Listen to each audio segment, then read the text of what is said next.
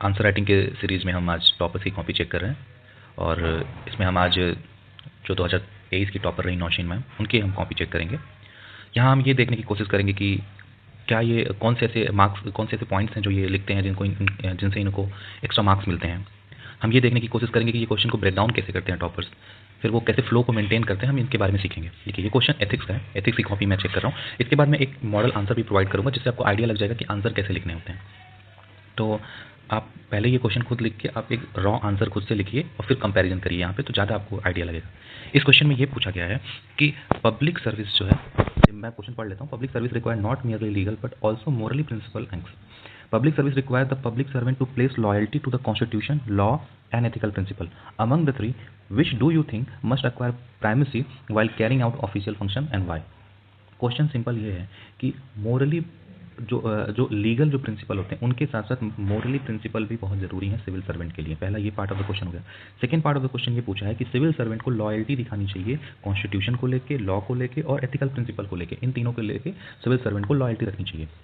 आखिरी में ये पूछ रहा है कि इन तीनों में से अगर सिविल सर्वेंट को कोई एक चुनना हो तो वो किसे चुनेगा और क्यों चुनेगा। अगर मान लीजिए लॉ चुनते हैं या कॉन्स्टिट्यूशन चुनते हैं या एथिकल प्रिंसिपल चुनते हैं तो आप क्यों चुनते हैं तीनों में से एक, ये भी आपको बतानी है।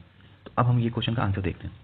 इन्होंने इंट्रो में क्या लिखा है कि a country can still function with bad laws and good civil servant but with bad civil servant even best of the laws would fail.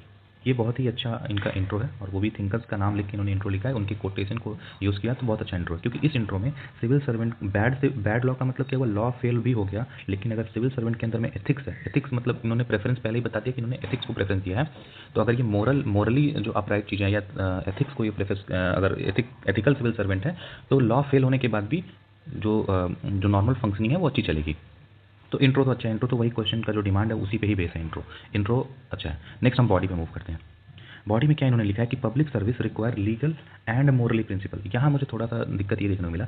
आपसे क्वेश्चन ये पूछा है कि civil public service not merely legal but moral, यहाँ पे लिखा है not merely legal but morally, मतलब ये बोला कि केवल लीगल नहीं चाहिए, लीगल के साथ साथ मोरली भी चाहिए। तो ये शायद ये डील कर सकती थी कि लीगल तो है ही, या लीगल के 2 पॉइंट लिख के और मोरली प्रिंसिपल के भी 2 पॉइंट अलग अलग लिख देती, लेकिन उन्होंने लीगल और मोरल दोनों को एक ही में इंक्लूड किया है, जिससे क्या है कि ये दोनों जो पार्ट ऑफ द क्वेश्चन है, ये अब देखिए इसमें इन्होंने लिखा है कि for promoting rule of law in the country. अब रूल ऑफ लॉ का मतलब क्या हुआ, ये लीगल को ही टिल्ट है, मोरली के लिए तो इन्होंने अलग से जगह नहीं दिया, क्योंकि क्वेश्चन में पूछा है कि लीगल तो चाहिए ही चाहिए, लेकिन उसके साथ मोरली प्रिंसिपल भी चाहिए, यानी ज़्यादा टिल्ट उसका मोरल पे है, क्योंकि वो बोल रहा है कि लीगल तो है ही, मोरल चाहिए, तो मोरल के को सेपरेटली डील करना चाहिए था शायद, तो और अच्छा आंसर होता। For upholding public trust in the state and public services, ठीक है, ये भी नॉर्मल है। To commit to development of the citizen, बहुत बेसिक आंसर।